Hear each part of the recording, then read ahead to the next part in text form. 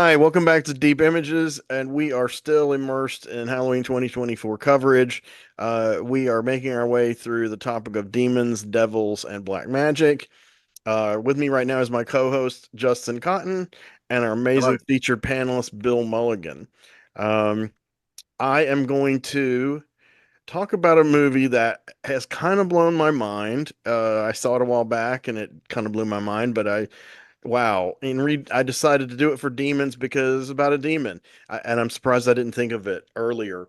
Um, so this is a 1990 film called Baby Blood. Have you guys seen this movie?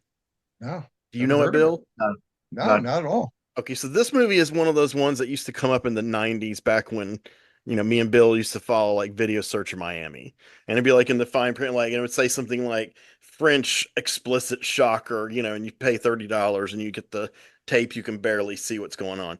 Um, so that's where I heard of it. I never explored it beyond that. So when Anchor Bay started doing the DVDs for tons of cult movies at the turn of the millennium, they put it out on DVD, but I never bought it. There were so many other ones I wanted to buy. I couldn't get everything. And then it went out of print pretty quickly.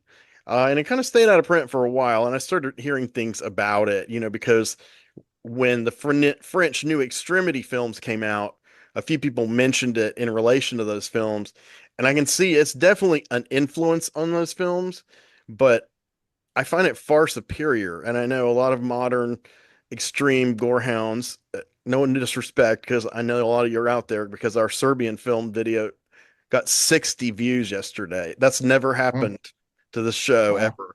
I mean, it was just sitting there for weeks and then it got 60 views in a day. So excellent. Hmm. bless you, extreme film fans. But my point being is that is a different kind of mentality. It's a different generation almost. Um, Baby Blood was 1990, so it has a lot of echoes of 80s. If you've seen 80s French films like Subway or Diva that have this kind of like really strange, glib kind of humor to them. There's a lot of that in this movie, but it's an extremely graphic gore film, but it's not unlike a film that obviously was inspired by Inside or L'Intérieur. So L'Intérieur is a lot of people's favorite French extremity, new extremity film. It's one of my least favorite. I love Beatrice Dalle. She's very sexy with the big gap in her teeth and a good actress, but I just didn't like that movie, and the remake is even worse. But uh, this movie has a similar idea, but it came out quite a bit earlier. So it's basically begins from the point of view of a demon, and you don't see the demon. He's narrating it, and he's talking, and you're kind of seeing the camera flow over mountainsides and countrysides and volcanoes, and basically he's giving you like a little quick, this is what happened at the dawn of time. These creatures were formed, they came to life, and I was there, and I've been smoldering this whole time, waiting to be born. So all the dialogue is beautiful writing, beautiful poetic writing, perfectly translated. But that's the gist of it. So if you want to experience that, watch the movie, but with subtitles, of course. Um, so yes, he's been waiting. So then we go to Africa in the present day, and there is a tiger that's been corralled by some guys to ship out to a circus in America. I mean, in France, sorry. And you start to see the movie through the point of view of the tiger. So at first you're like, why are we seeing? And it's because now the demon is inside of the tiger. Demon has been in Africa for like a billion years. Now it's like I'm gonna be born, damn it. Um, and so he stows away within this tiger and goes to France, and there's a circus, and the head of the circus, the lion tamer, is a misogynistic, nasty, foul piece of human excrement. He has the most beautiful, exotic, amazingly gorgeous girlfriend who is our star, played by Emmanuel Escarou, and her character's named Yanka, and she's just stunning. And she does have the big gap between her teeth, and she's completely nude in long stretches of this movie without any, it's just that's the way it is. So it's kind of like La Belle Noiseuse. It has echoes of that. It has echoes of, which I'll get in a minute, possession. It has echoes of brain damage. and quite a few other movies, but before and after it. But essentially, this thing just ruptures the tiger and goes into her while she's sleeping. So when I read the write-ups about the movie today, well, first time I bothered because I get so annoyed by them on like IMDb comments and stuff. Some people described it as a pregnant woman is has a day baby who's a demon. I guess that's not at all the storyline, but I could see where someone would get that if they didn't bother to read the subtitles or even pay attention to the movie. Um, there are visual clues when we first meet her. She's kind of like a performer, like she like old school, like holds the hoops that the tigers go through, and looks pretty and does the stunts. And she's the lion tamer's girlfriend, and he abuses her horribly. He's horribly possessive of her, never treats her well. I'm thinking, dude, if you have a woman looks like this, and all you can think to do is hit her, you've got some. You're evil. I'm so sorry. I'd be like kiss smooching her every minute. But so the tiger, I mean the creature goes into her, and there's a few visual clues that she may be pregnant. Like she's weighing herself when we first see her, and of course the camera just you know full on her body, body parts, and it's very well edited. And it's not, I mean, it's one of those films that it revels in the flesh and the beauty of its star, but it doesn't depict her as like a subhuman objectified. I mean, you can objectify it if you want to as a viewer, or you can accept her as just a woman, a character who's in this insane circumstance, or you can do both, whatever. Um, but it doesn't shy away from it. That's why I compared it to La Belle Noiseuse by Rivette, which of course is a very long art house film with Michel Piccoli, and he is painting Emmanuel Bayart in his studio, totally nude. So like for like a half hour at a time, she's just walking around totally nude. So or a movie like Greenaway's Baby on Maison and lots of other scenes, like Greenaway movies. So I find that refreshing because I think it helps demythologize the human body. We're too uptight about this stuff. So because you don't really this woman is not like a sex maniac or anything. She just happens to be a beautiful woman who's naked. Unfortunately, though, now she's harboring this demon in her womb. So I don't know if she was pregnant and displaced the demon. I think that's open to interpretation. But what's in her womb is not. If she was pregnant, it is not the same thing. It's the being that's lived a billion years is inside of her. It may have chosen her, zygote or whatever as a vessel. That's possible. A human kind of shell. They kind of hinted that toward the end. So basically, it starts talking to her, and so she hears it, and we hear it, but no one else hears it. So the voice is just creepy and evil, but also kind of funny. That's what reminds me of Brain Damage because it's always saying crazy, funny things to her and like reacting to the world around her and making her kill people, just like in Brain Damage. And it wants the blood, and the blood is going to nourish it until it is born. And when it's born, it will finally be born. It will be incarnate. Um, she doesn't want any of this, but he starts hurting her in within, and it's pretty intense. But this movie flips moods really fast. It'll go from something like really intense shit like that of him hurting her and her. There's a lot of physical acting like Isabella Johnny in Possession. That's just and she's covered with blood half the time and half the time naked and covered with blood. But then it'll like something humorous will happen. I mean, absurdist.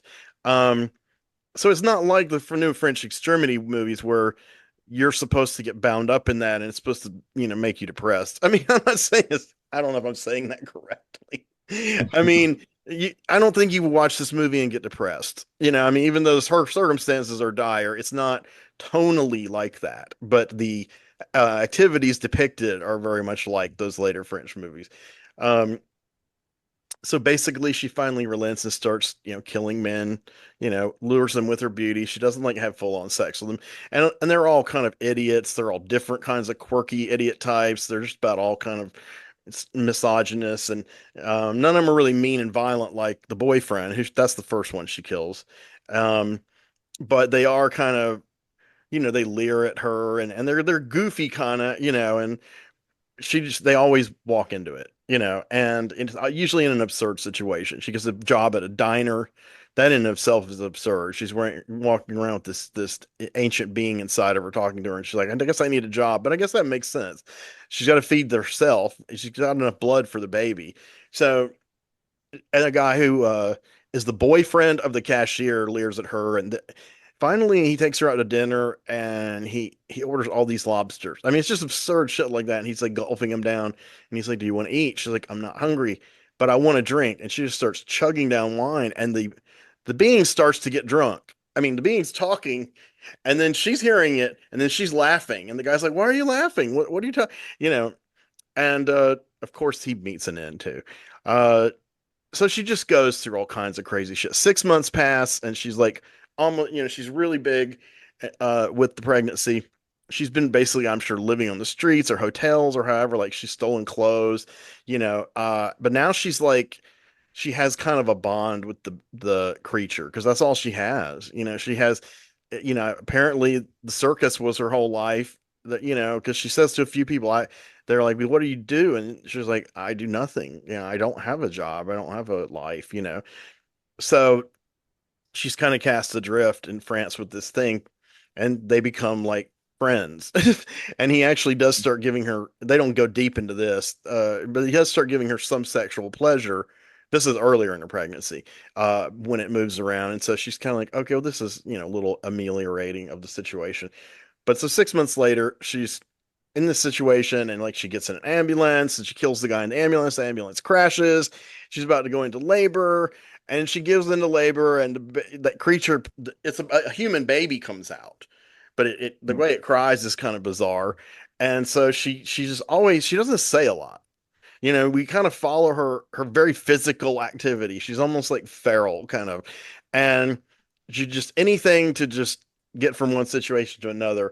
And some people will see her in these situations like covered in blood, and they're like, some of them are shocked, and then some of them are totally oblivious for no reason. They would normally be, and she's just like, I gotta find a mechanic, and it's like, hold on, lady, I'm on the phone, and she's just covered with blood.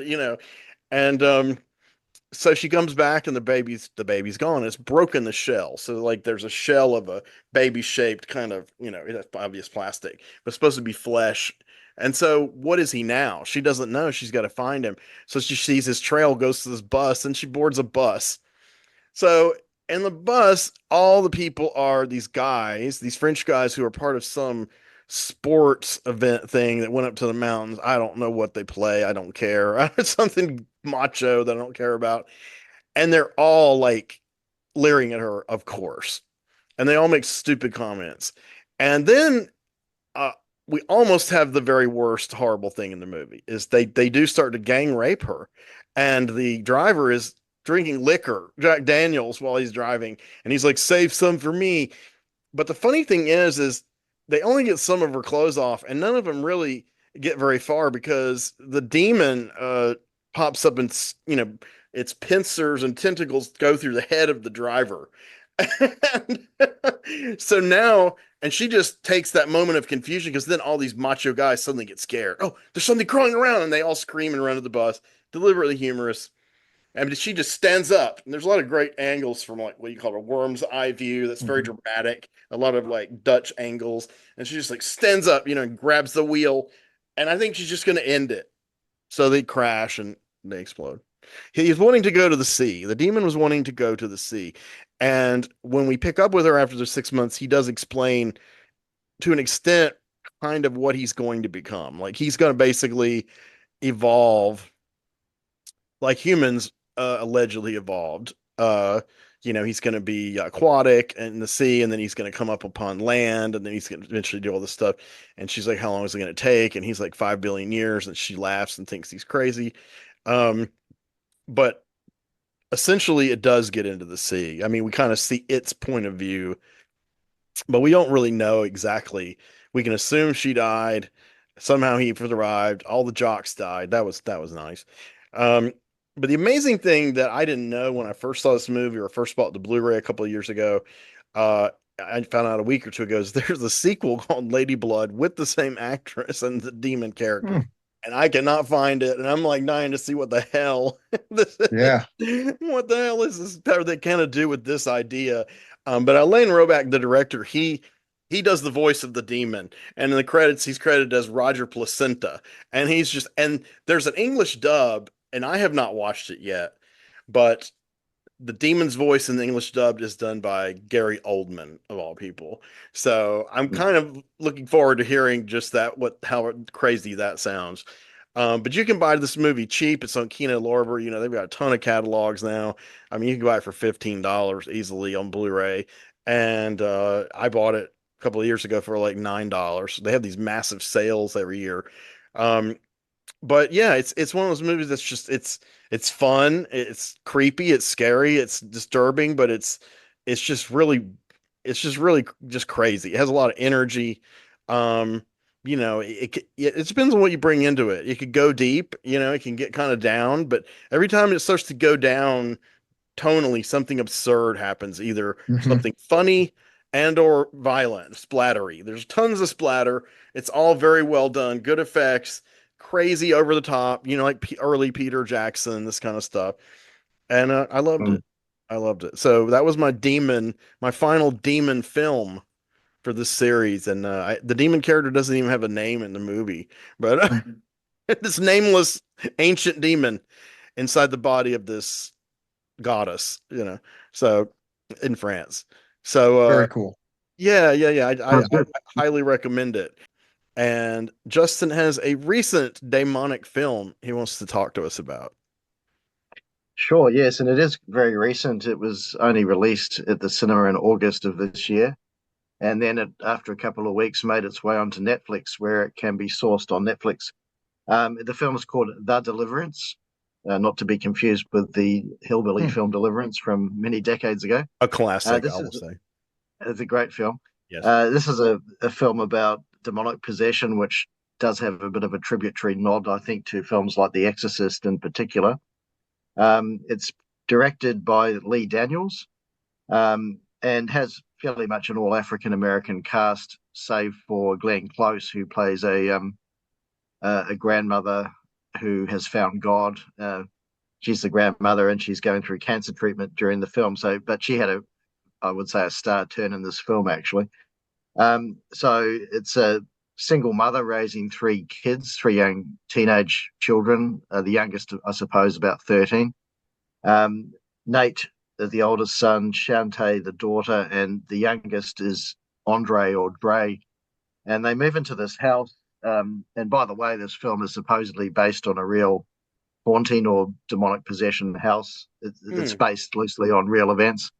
Um, and so it's the third house they've moved to since Ebony, the mum, she's probably in her late 30s, has separated from their dad, who lives in Philadelphia, and they're in Pittsburgh, and that's where it's set. The mother or the grandmother of Ebony, is white, is Glenn Close. Her character name is Alberta, and she moves into the house as well. Um, it explores themes throughout of in the background, I suppose, of sort of topical and sensitive issues like domestic violence. Hmm. The mother, the single mother, Ebony, has been in prison before. They don't actually say what for, but she doesn't drink anymore, or she does, but she's had a drinking problem in the past, and she has been accused in the past of violence when she's been drinking against the children or the teenagers. Mhm. Hence the involvement throughout the film of a social worker, a child protection officer, uh, who is Cynthia, played by Monique. So she was quite a good character in the film as well, but has a very tense relationship with the family, or particularly the mum and the grandmum, as you can imagine. It explores also themes of economic hardship. So Ebony, as the single mother, is trying to make ends meet, but she's also secretly subsidizing the cancer treatment of the grandmother, Can you remind um, me exactly where this is set? Alberta. It's set in Pittsburgh, apparently, and yeah, that's not a big part of the film, but they do mention at the Okay. start it's Pittsburgh, and they move at the end of the film. But the house, as it turns out, has a demonic presence within it, particularly sourced from as many horror films are, from the basement. Um, Don't it's go in the like, basement. yeah, it's always the basement or the attic, isn't it? So initially takes the form of an imaginary friend with the younger 13-year-old Ray. He's throughout the first third of the film talking to this friend called Trey, who appears alternately in his closet or comes from his closet or is Sorry. down in the basement. Is down in It the just basement sounds funny. Go ahead. where there's a dead cat is found down in the basement as well. That's What that's not really next? explained, but it's symbolic of something that's happening down there. Yeah. Um, And so throughout the film, there's a slow build of menace and suspense. I wouldn't say it's a slow moving film by any means. It's only about 90 minutes long as well. But it has that slow build of menace or threat for the first half of the film before things really kick off. Um, there's a there's a scene that's a bit hard to watch where each of the three children have psychological episodes while they're at school at one point halfway through the film, and that's down to the demonic presence which is operating through, which is attached to the house, but it's Oh. operating through the younger son, Andre, as an agent and affecting the older kids as well. Hmm. Um, That reminds me a little Glenn bit of Close, Hereditary. yeah, about halfway through the film, they kind of work out something strange is really happening when the older son is trying to strangle the younger son, Andre, in the bathtub and has to be separated by mum and the grandmother. So they kind of work out at that point that there's something, well, Glenn Close does anyway, her character, that there's something not quite right with this house. They never had these issues before. Um, from there, it builds up. There's a scene two-thirds of the way through the film where, and I'm going to give away spoilers, obviously, but Alberta is home alone and she hears a voice when she's reading a book in her bedroom upstairs. Of course, it's a dark and stormy night outside and she hears a male voice saying Alberta, So she goes downstairs, all is dark. Um, she's religious, of course, and she's got a crucifix on the wall, but that I think that crucifix is turned around so it's facing downwards.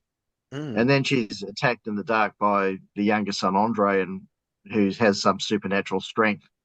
Um, and of course, when the mother Ebony comes home, she finds her mother, Glenn Close's character, has deceased. Um, After that, there's a bit of a downward spiral for Ebony, and she ends up losing the kids, losing the custody of the children for a while, because of no one actually believes, her story that there's something wrong with the house. Hmm. The one person who did believe has passed away. But then the social worker sees an incident where the younger son Andre has to be strapped down, and he breaks free of those bonds and walks backwards or crawls backwards up the wall. And at that point, I think she realizes at that point there's something supernatural going Yeah. on. Yeah, probably. Um, Oh. so it kind of then just moves towards a fairly formulaic, I'd have to say, conclusion where um, there's one character I haven't mentioned who's quite an agent of change in the film, which is this Pentecostal minister. And she's seen it various times from about halfway through the film, watching the house in the car, and the family assumes that she's also a child services officer who is working with Cynthia. But in fact, towards the end of the film, or two-thirds of the way through the film, she introduces herself to Ebony and says, "Look, I'm actually a Pentecostal minister. I'm aware of this house and its presence." And she tells Ebony a story about a family who lived there 20 years ago, where the same sort of thing happened. The demonic spirit, in fact, possessed the wife, who then murdered the husband and the kids, or the two kids that they had. So the house has a history that this Pentecostal minister is aware of, and she says that she's someone who engages in deliverance, which is seems to be something similar to exorcism, but not quite the same thing. Okay. And at first, I think Ebony's in denial and doesn't really want to believe the minister, and basically says, "Get out of my life," sort of thing. Um, but the minister gives her a card and says, "Just in case you change your mind, I think you're going to need me." So eventually, Ebony, once she loses the kids, she gets back in touch with this minister, and together they concoct a plan to basically abduct the younger son, Andre, from the hospital, which they do, take him back to the house and perform effectively an exorcism, although it's called a deliverance in the film. Um, but it's a similar. I won't go into too much detail, but you can kind of imagine it's to do with things like holy water, and it's a bit like the original Exorcist, and eventually with Mum speaking in tongues, she manages to banish the spirit or the demon. But in the meantime, the demon has basically transformed from the younger son into apparently Alberta, which was Glenn Close's character, but a deformed version of her. And so it keeps changing shape to try and Okay.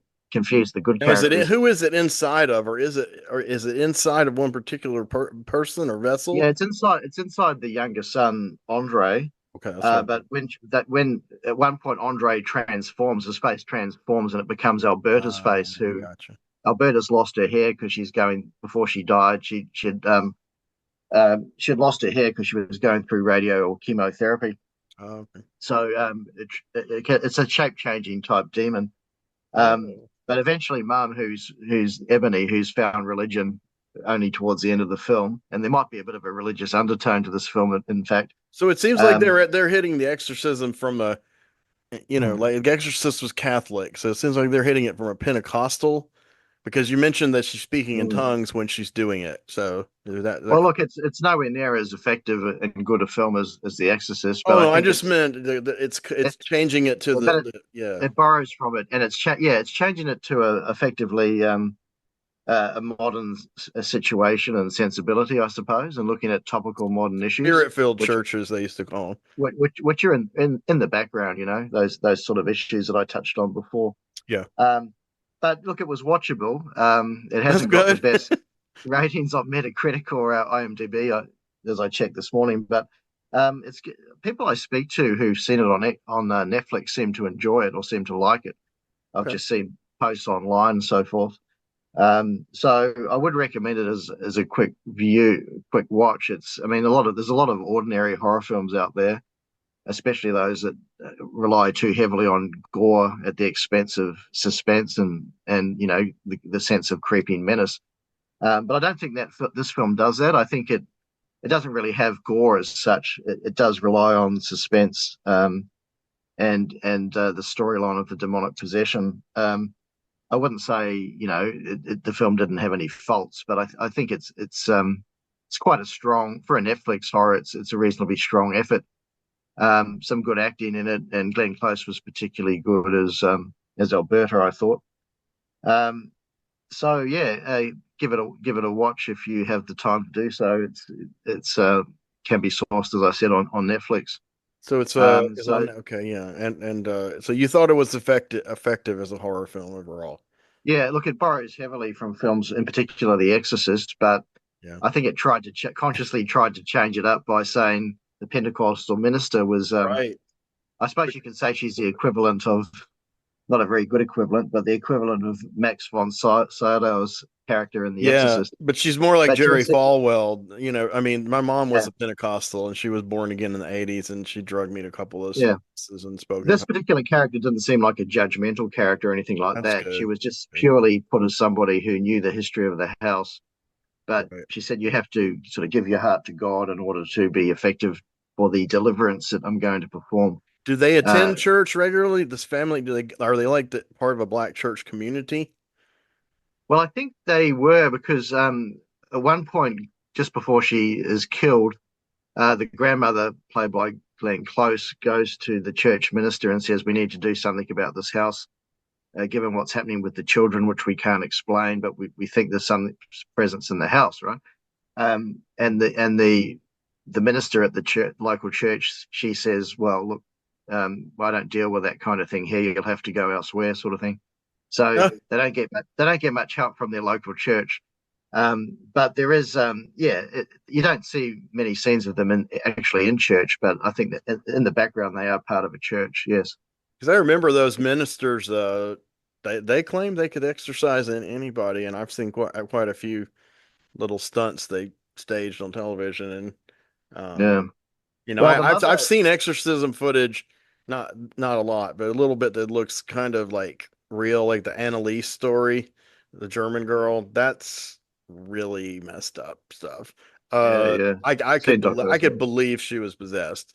But these people like Bob Larson and Jerry Falwell and all the Jim Yeah. Baker, I don't believe for a minute they exercised anybody. That's just my take. But I grew up in there, I grew up in the stronghold of the PTL club, and so Yeah, we call Has them anyone charlatans. has anyone ever made a movie where guy, a faith healer of that type is doing one of these exorcisms as he has done many times to fleece people, and it turns out this just happens to actually be someone who is possessed, and he gets enough of it right to release it, but not necessarily to banish it. that's a great story and may or may not have Yeah. been done, but you should do it. Mm, Mm, that's a yeah, thought. I feel like the born again movement has kind of lost legitimacy in most people's eyes now, and I do think that's a good thing, but that's just me. yeah, yeah, I think so. So that Yeah. was cool, Justin. I appreciate Yeah. it. So I'll just sum up. So Yeah, as yeah, you yeah. can probably predict, I'll just the ending. You can probably predict that the deliverance is successful. Meantime, while this is going on, the two older teenagers are elsewhere in care, but they're kind of developing stigmata and so forth while this is Oh, happening. But as soon as the spirit is banished from the youngest son, Ray, they're then okay after that. The Pentecostal minister in the meantime has been killed during this, oh wow. Okay. a bit like the Exorcist in the film The Yeah, Exorcist was killed he couldn't during handle the it like final Father sequence, Karras. like Father Karras. Father Karras, he threw himself out the window and down the stairs. But then there was then the kids are returned eventually to Ebony's care. By this time, Cynthia, who was always very anti the mother, has become quite close with her. And Cynthia gives her a cross on a necklace and says, "Oh, hopefully this can make you have more faith than what you have before." Mm. So there's again a bit of a religious undertone with that. And in the final scene, the kids have packed up, they're all in the car, and they say to Mum, "Oh, where are we going?" Because they're driving over a bridge. And she says, "I'm going to reunite with your father, and we're driving to Philadelphia." Oh, I thought she was So, going to drive off the so, bridge. so it was a happy ending because the Okay. kids wanted Mum and Dad to get back together again. Okay, I thought they were going to do it with Thelma and Louise and So freeze it the was kind shot of a on bit the of car. you'll be happy to know it was a bit of a happy Hollywood ending at the end of the film. I'm And not then they happy showed or unhappy about it. I have to see it. It's all in how it's done, you know? formulaic. Yeah, If it seems authentic or artistic, I'm going to give it a shot. But, some yeah, things it doesn't sound like too calculated a movie.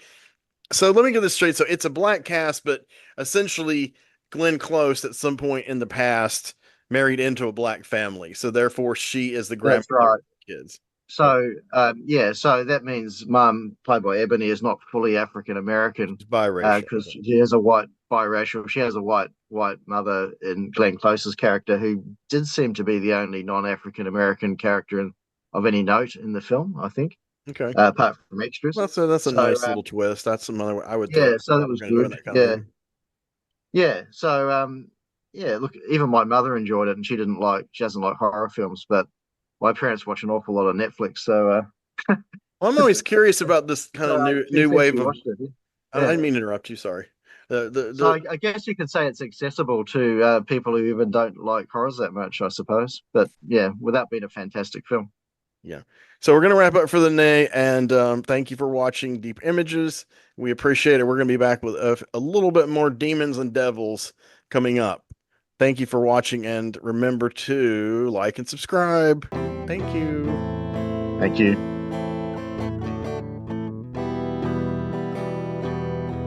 And it's true that we cannot see that far behind. If we looked all the way in the past, we'd go blind. In the night, from the stars as they've all lived their lives, and the light that they gave as they burned and then died.